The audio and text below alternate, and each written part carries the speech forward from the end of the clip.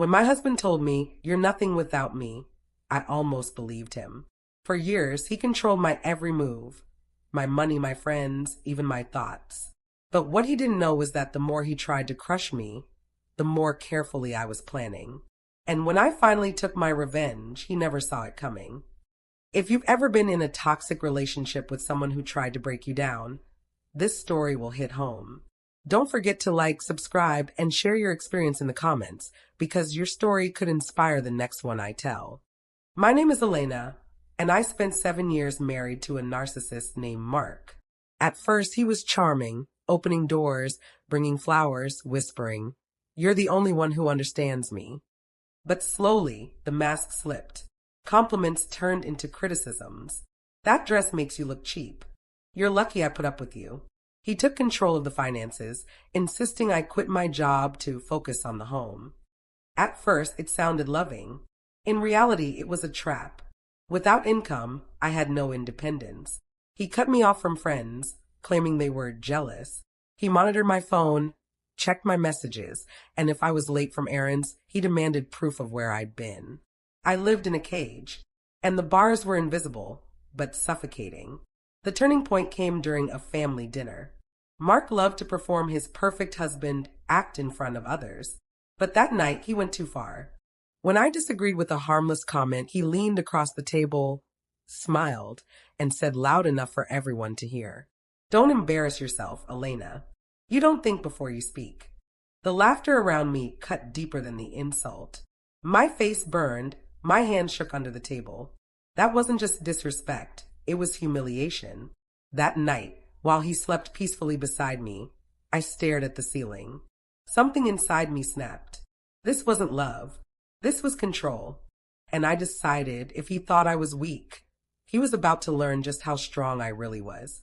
I couldn't confront him head on. Narcissists don't play fair. They twist your words, gaslight you, make you question your own reality. So I played along. I smiled. I nodded. I let him think he was winning, but in secret I was preparing. I opened a private bank account, funneling small amounts of grocery money and cash back into it until it grew. I gathered copies of every financial record, mortgage statements, credit card bills, tax forms. I reached out to an old friend he'd forbidden me from seeing. She connected me with a lawyer who specialized in cases like mine.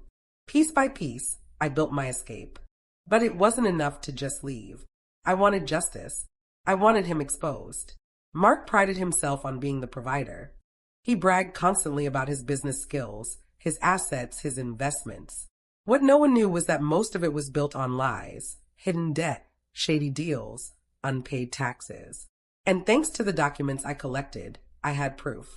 When the lawyer reviewed everything, he smiled and said, "Elena, we can take him down without him even realizing until it's too late." So I waited. One Friday, Mark announced he was going on a business trip. I knew what that meant, another weekend with his mistress. This time I didn't cry. I packed. With the help of my friend, I moved my essentials into storage and stayed at her place.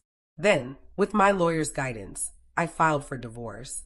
Not just divorce, full asset division with evidence of financial misconduct.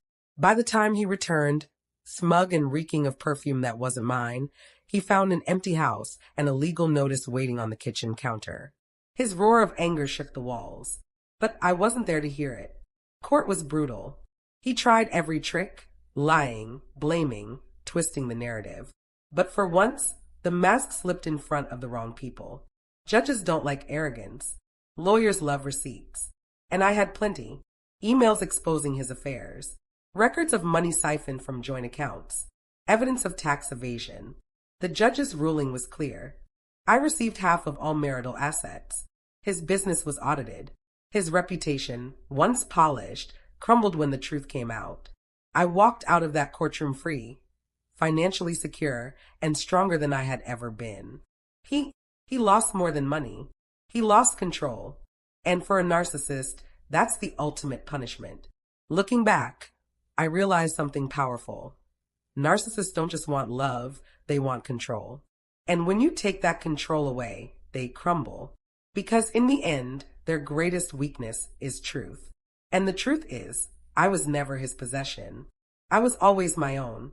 So tell me, have you ever dealt with a narcissist who tried to control your life? How did you take your power back? Share your story in the comments. I'd love to read them. And if this story gave you even a spark of courage, hit like, subscribe, and share it with someone who needs to be reminded. Karma always catches up.